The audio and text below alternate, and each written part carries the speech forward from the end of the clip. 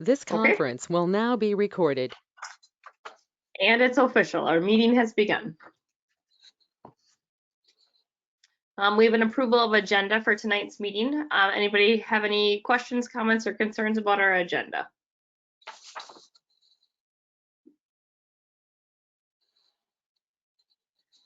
Okay. After hearing nothing, I will take an approval of the agenda. Anybody have a motion? So moved. Second. Thank you to both of you. All in favor say aye to approve tonight's agenda. Aye. Aye. Aye. Aye. All opposed, same sign. We have an agenda for tonight.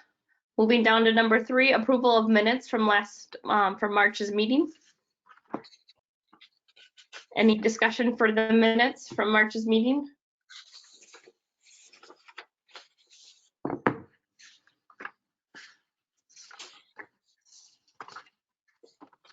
I move the minutes be approved. Thank you. Thank you. Do I have a second? Second. Wonderful. All in favor, say aye of approving last month's meeting minutes. Aye. Aye. All opposed, same sign. So thank you. We've approved last month's meeting minutes. Do I have any visitors, or do we have any visitors there, Pete, or anyone? We do not. Oh, gosh, we are just a cruising. Okay, I think we have a new member. How about that? Let's start with that. So let me introduce Barb Regner. Barb is going to be replacing Jordan Paula, who will be leaving the school district. Barb has worked closely with the school for many, many years and has actually probably been involved with many of the things that we've done here in an indirect manner. And the school has appointed her as a liaison. And Barb, if I could at this time get you to repeat the oath of office, that would be great. All right. Okay. I, Barb Regner, do solemnly swear that I will support the Constitution of the United States and that of the state of Minnesota, and that I will faithfully and impartially discharge the duties of Parks and Recreation Advisory Board in and for the city of St. Peter, Minnesota, to which office I have been appointed, to the best of my judgment and ability. Thank you for joining. You're official. Thank you. Welcome, Barb. Moving on to our unfinished business, the Levee Park Trail discussion. Sure. What I'll do is I'll turn this over to Scott here in just a second to talk about this. But as you guys are aware, just a little bit of history down here at Levee Park is we initially had talked about doing an arts in the park type of system here. As that has temporarily fallen through, we still kind of want to push ahead with some of the river enticements that we have going on down there, which will always fit into our park improvements, no matter which way this ends up going. We're continuing the arts in the park concept. We just don't have an approved plan or the fundraising started to make its way in that direction. But I'm going to turn it over to Scott and let him talk about what we see as a potential development this year that can add to that park. So as you can see from the picture, and the narrative is pretty much spot on to what we're looking at, is we just want to create a trail from the sidewalk along 99 all the way over into the mill pond, just kind of weaving it through the tree line easterly of Levee Park. The work itself is going to be rather basic. We're just going to clear out some trees, create a gravel trail for now that'll take you through the trail. It'll actually hook up to the trail that runs along. I don't know if you've been back in behind the campground there, but there's a little trail in there that would carry you through there. It would hook up to 99. There's a busy park down there during the day with people coming from, mostly business owners actually coming from downtown, going in there, taking breaks, eating, conversing with people. It's just a neat little trail that hopefully will widen out as we develop that park more. Yeah, it's like I said, it's pretty basic. We're hoping to pave it at some point, but obviously this year is just going to kind of be laying the footwork of it.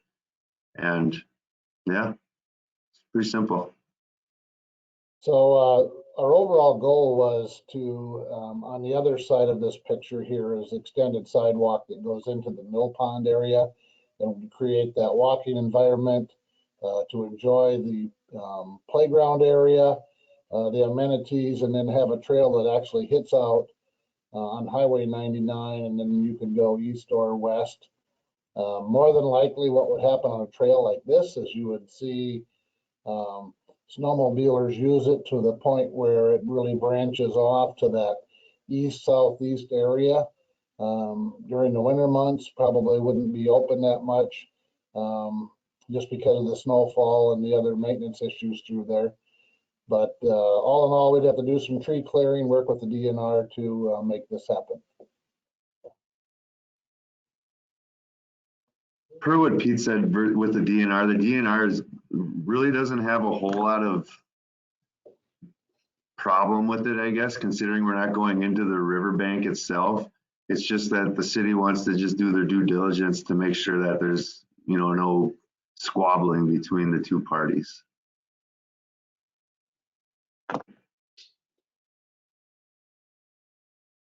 How about questions you Will guys it have? be walkable this summer yet?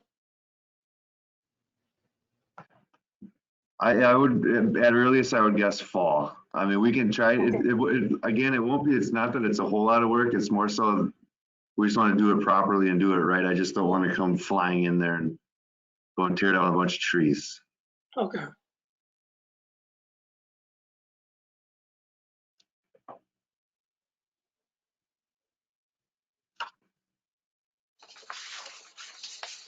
Looks good. At some point in the future, are you planning to pave it? That would be the plan in the future. Just as, like I said, right now, it's just to kind of get it blazed and then create more of a permanent trail after that.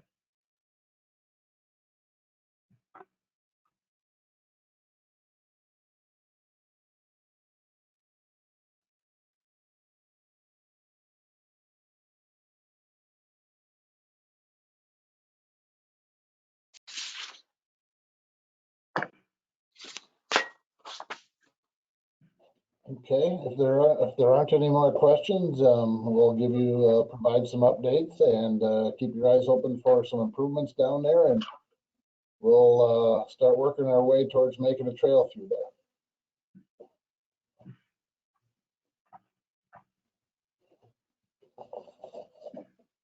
Sounds good.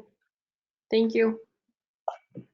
Moving on to our survey that we had discussed at our last meeting. Yeah, so as discussed and directed during last month's March meeting, we started to talk about, it started on our parks master planning, and as the discussion went on, we had a really good discussion, and as discussion went on, we talked about, getting feedback from our residents in the community and our park users. So what we have in the packet tonight on pages 5 and 6 here are myself, Pete, and Scott got together and laid out some questions that we thought are potentially important to ask. This is just a paper version. The goal of this would be to create an electronic survey that goes out throughout the community. But tonight we were hoping to have a little more discussion again on what we think of the questions on here. Is there any omissions that people would like to see or additions, and anything that isn't clear that we're not asking. So hopefully all of you got a chance to review it.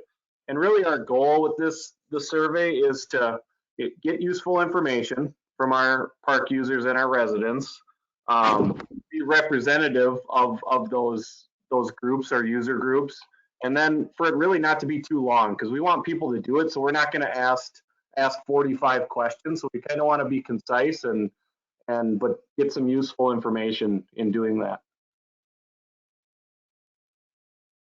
I have a few suggestions. To move the demographic questions to the front end. So Okay. that would be the age and the gender and which area of the city do they live. I would actually leave them at the end. And Okay. then that way, if somebody decides that they, I mean, find out if they were a resident first. I think that's a good place to start. But then, if somebody decides, oh, I just don't want to answer those, then maybe they'll still give us the other information and not just like, nah, I don't want to do this. So I Yeah. would leave the demographics at the end. Okay. I actually started working on some questions after our last meeting too. I should have reached out and also tried to help some, but so and I don't know. I've got a lot of ideas, but it kind of comes down to what we're looking for specifically in this. In the one that was shared, another, and I don't want to be talking over everybody, but like one thing I was thinking is with the age question, I might not give them categories. I might just ask them their age, and then because then we can use that information I have a differently. question about the first one. How do you rank some of these facilities, parks, recreation? I'm wondering if that's too much in one area, if it shouldn't be like parks and facilities separate from events and concerts, arts and cultural, that, like, I don't know if should break that out from, where facilities basically like the pool and the community center. Right. Yep. And by no means is this a finished product. This is just a sample. And really what we're hoping tonight is we have this discussion that we're having. And then from this discussion, we go back and finalize a survey to go out then. And hopefully that survey will be ready to go out in early May-ish time. What we can do though, if we're directing that you want us after discussion tonight, we can bring it back one more month if we feel important and if you want to approve a final survey. Or if we have enough feedback tonight, we can just go from there and make a final survey. So keep suggestions coming. This was great. What would you think? Go ahead. Sorry. I have a couple of comments about some of the questions too. So on question number 2, you are asking about whether people whether they feel a sense of value in the parks and the facilities and things of that nature. And I guess I'm not sure what we're actually trying to accomplish there. It seems like if we want to know, for example, do people use the park? So you're asking, do you use the park? Yes, we use the park. No, we don't use the park. Or do we use the facilities? If you do use the facilities, then that might create a different set of questions than for people who don't use them. So if they don't use them, why don't you use them? You don't use them because you just moved here and you haven't had a chance, or you don't use them because you have to walk in a walker to get there and there's no park across the street, or those kinds of issues. So it seems like you probably shouldn't have qualitative questions where there's a value judgment. So asking if there's a value in the park, you would assume that if people use the park, they feel a sense of value to it, although they might give you some feedback as to what you could do to improve them. Right. Yep. And you bring up a good point. You bring up. So at any rate, Oh, go ahead, Eli. Finish. Okay. Stalemate. Oh, I'm sorry. I was just, I think one of the first things we just want to know whether they're using them, and then from there, that can branch.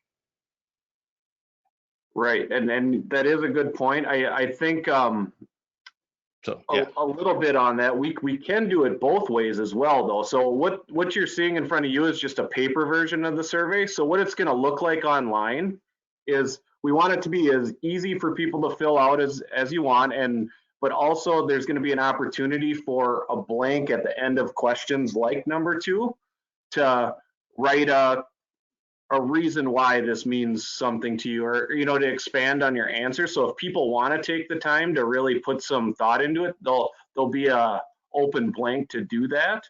So maybe we can get both of those. That's just not represented on the paper here. Right. So Joey, I think Eli's point was if they don't use it, he didn't want to have a low value on there because he didn't use it. Maybe there's a spot that said do not use or not familiar with. Right. And then Rochelle, I would like to hear more of what she has for questions related to just the different areas. Well, I mean, so I guess my first question is, what is the mechanism that you use within the city for surveys? So for us, what we have is we have a constant contact software. Okay. That is our mass email software that has a survey function in our package that we have. Okay.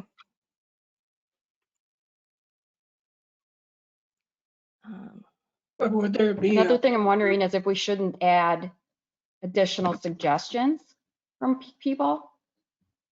Yep. So that's the plan without Somebody having could fill in Yep. what maybe they don't see on here. Yeah, we didn't represent that on this paper, but that would be the plan, to have a blank at the end of each question to say, anything you want to add or not represented would be an option for people. But we also know there's a bunch of people who want to take a 2-minute survey. So having an option where they don't have, so that field won't be required. It'll just be open for whoever wants to complete it. I do think, and I don't remember, I think it was Sarah that was saying, I do think that the depending upon how it's formatted, and that's going to make a lot of difference on how big that section looks like, but having it separated into, looking more specifically at specific activities versus the facilities. And then also something about how often do you use the park facilities in St. Peter? Is this information coming from somebody that uses it on a daily basis, a weekly basis, or maybe comes only once a month or less? I agree with that. And The other thing that I'd like to see included would be which parks are they currently using at what frequency? So a list of the parks that people are using and how often. But the other question I have, you mentioned this is going to be electronic. Is there going to be other feedback mechanisms? We did talk about having multiple options. So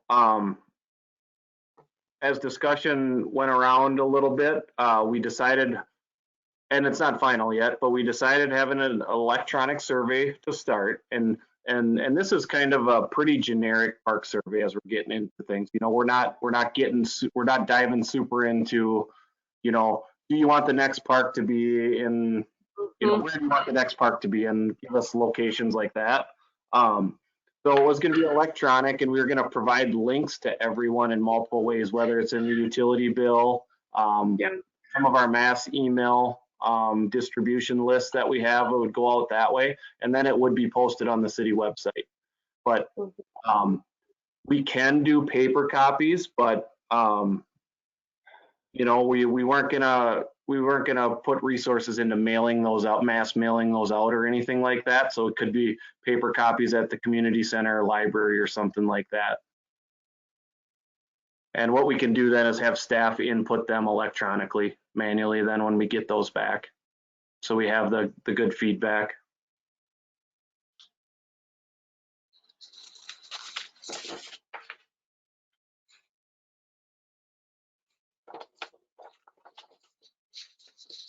Any other questions or feedback?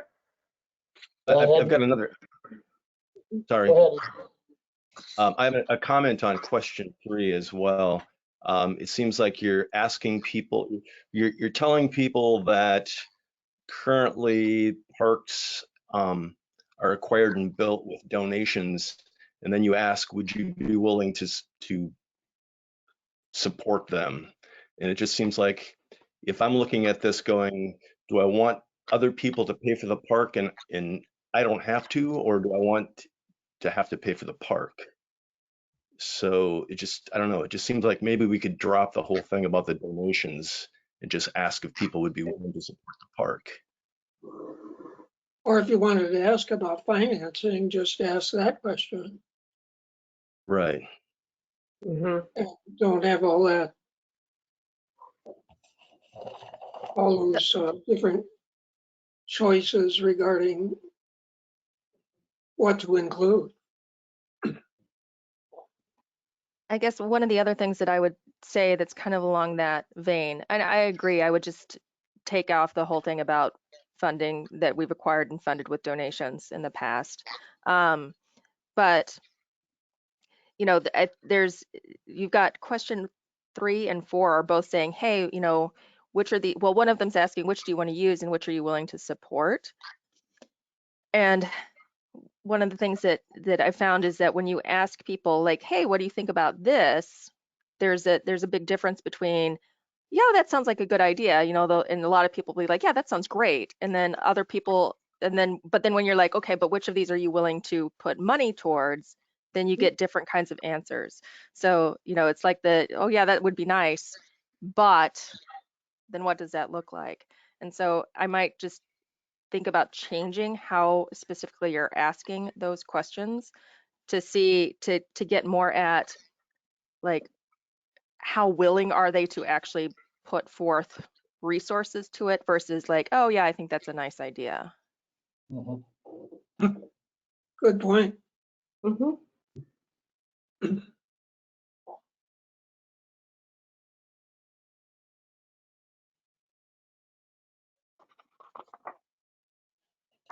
So Joey, would you be able to take our input and feedback and put that into a draft form that we could go through maybe in May?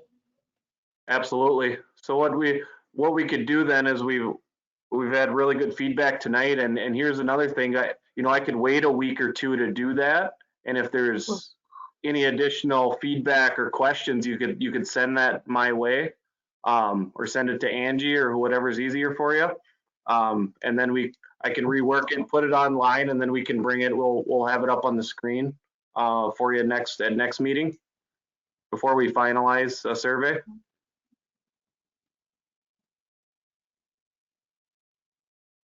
Does that sound like a plan? Sounds good. Oh, yeah. Sounds You good.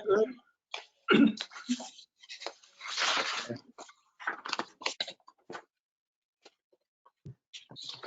Good first start. Mhm. Thank you for the wonderful discussion, everyone. Moving on, I do not have a chair's report tonight, so we can keep going on down to Joey, your report for tonight. Sure.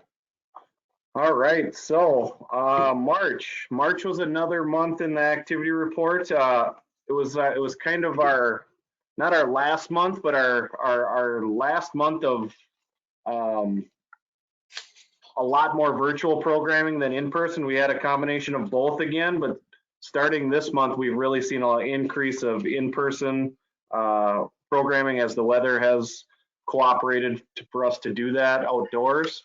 But March was a good month again with a variety of virtual and indoor programming that you can see in the report there. Like, as always, if there's questions on anything in particular, please let me know. Be happy to go through things with you on what's going on with all things recreation in our department. Some of the big things though going on right now is we're getting ready for all things summer. So this week or last week, you should have saw the summer brochure mailed out to your mailbox. Hopefully everyone got one here. And we started registration on last Wednesday, so the 14th. And we were expecting people to be open and willing and ready to do a lot of different things this summer, and they definitely are. Registration numbers have been very good so far, which is nice to see.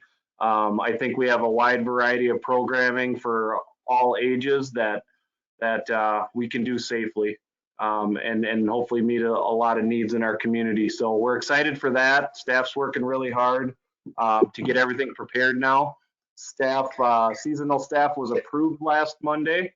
So now we're getting through the paperwork process, and we'll have them in to do a lot of training here in May and hit the ground running as we go throughout leading up to summer. Joey, I have a question for you. How long have you had your new system for the registration now? So that rolled out in January of 2020. So this is our second summer cycle, but this is only our first like real full summer programming. We had programming last summer, but it wasn't, up to this. Any feedback on that, Laura? Have you used it? It was the slickest it's been. I just wanted to let you know there was not a glitch in anything I found. So nice job. And you and I've talked. It was wonderful. So nice job. Good. Good.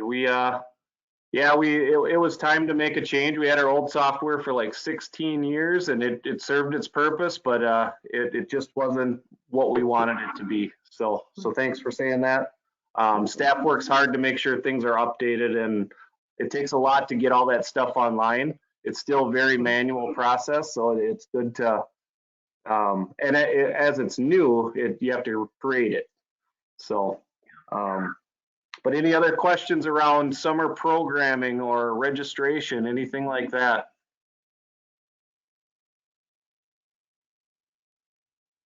All right.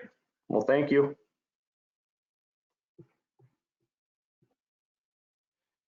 Moving on to our community spirit park restroom facilities update. All right, yes, the school board and the city council have both taken action to authorize the community spirit park restrooms to take place. So we'll be working with Solonic Construction out of Springfield to do those two facilities here starting on June 1st. You'll see some activities out there related to water and sewer on the north end and utility construction on the south end here, probably starting around the 2nd, 3rd, 4th of June. And we anticipate that they'll be done around August 10th, just in time for the fall sports activities to kick off. Any questions on CSP? And with that, I'll turn it over to Scott to touch on Minnesota Square. So Minnesota Square, the Mason shelter, that is, I think that goes to council here next Monday for to get approved so we can get that moving. We just need to do some engineering with the structure that's going to get donated down there. On the map, it doesn't show it, but the structure is going to go somewhere in here. There's a couple memorial trees. We're trying to place it in between that so we don't have to disturb those two trees. But yeah, then there'll be a little sidewalk that's coming off of here and then going, there's a bunch of fancy stuff going on down there. It's pretty exciting. So with the plaza, that is, the bids are due tomorrow. We're going to open them tomorrow at 10:30. And the hopes is there's an alternate in the bid process to where there's a bid to have it done by the 4th of July, and then there's a bid to have it done by the 31st of August. We're just trying to weigh out two options, just if we can avoid doing it before Memorial Weekend due to cost. If not, it just is what it is. Yeah, so from what I understand, we have plenty of interest with bidders. So that's exciting. As for the grant with the sidewalk that you see encompassing this side anyway, and I don't have the other picture of what's going on over on this side, but that grant, we should hear something back by June. And we're hopeful that we can hook that so we can just have the whole east side completed. And yeah, I don't know, we're excited. Well, you'll see some activity down there City staff will do some of the land leveling and preparation work. And then we'll let the professionals do the concrete work so that it looks the way we want it to look. We have had some questions from different groups in town about what we're doing, so they probably aren't watching our meetings on YouTube as much as we thought. But they are great questions, and it just brings up a great point of that we need to be out there talking to a lot of the community groups. With COVID, you aren't visiting the Lions, and you're not visiting Rotary. You're not meeting face to face with a lot of these guys that would ask those questions. The downtown business ladies asked a couple of questions about why we're doing that. So we'll get some information back to them and keep the ball rolling. Outside of that, kind of on what Pete's going with is that, I receive a couple phone calls or emails regarding this. I mean, feel free to let them all talk to me. I'll talk to them about it. It's a good project. It's really good for the site. I just feel everyone feels pretty positive about it. I don't know. Right. So if there's groups we need to reach out to, let us know if you're hearing something, please. Any questions about that specific project? How about summer employment, Scott? You want to touch on that? Summer employment. I will take your children. We're in need of just a couple more out here at Public Works. So if you know of any, 4, 5, 6, we'll take them. We're here. Is that the ages you want them? 4, 5, and 6? Because I've got a couple of those. Yeah.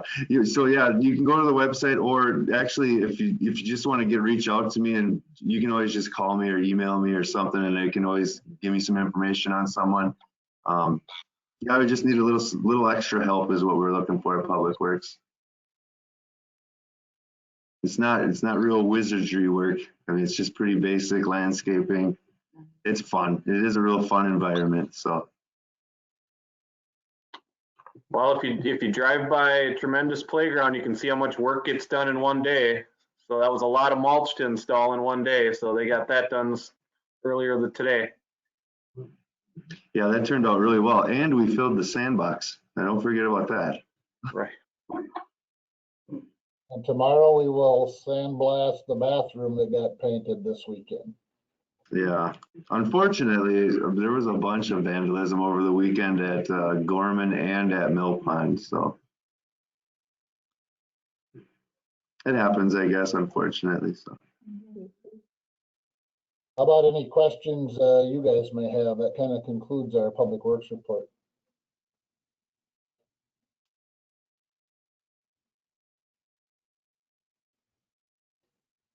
Madam Chair, I'll turn it back to you. Wonderful. Well, that concludes our agenda. Does anyone have anything else that they would like to bring up before we adjourn? I have one thing in May. Do we plan to do a park visit, or where are we thinking with that? Yeah, the staff here has talked about that, Laura, as far as when we're going to do that, and then when we start meeting together. Which brings a great question. How does everybody feel about the virtual meetings versus the meeting in person? It's a little more difficult for the staff on this level. And so we're thinking possibly June or July, we might be able to get back into meeting.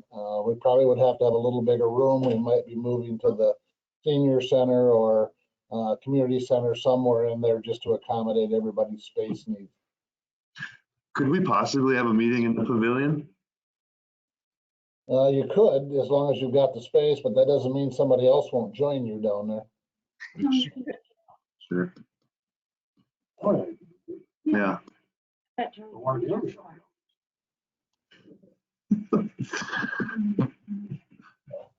So, I mean, if they're not joining us on YouTube, I hope they come join us in the pavilion.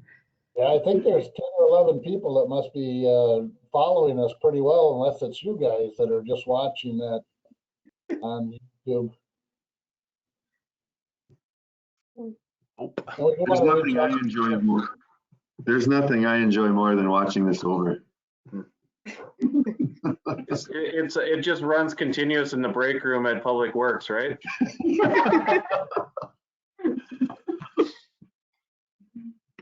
Well, the parks are the joy of the city, so.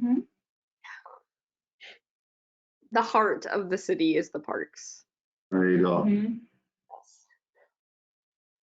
Well, I'm not hearing anything else to cover on our agenda, so do I have a motion to adjourn our meeting? So moved. Do I have a second? Second. Second. All in favor, say aye. Aye. Aye. Aye. All opposed, same sign. Our April meeting is adjourned. Thank you, guys. Thank you. Thank you.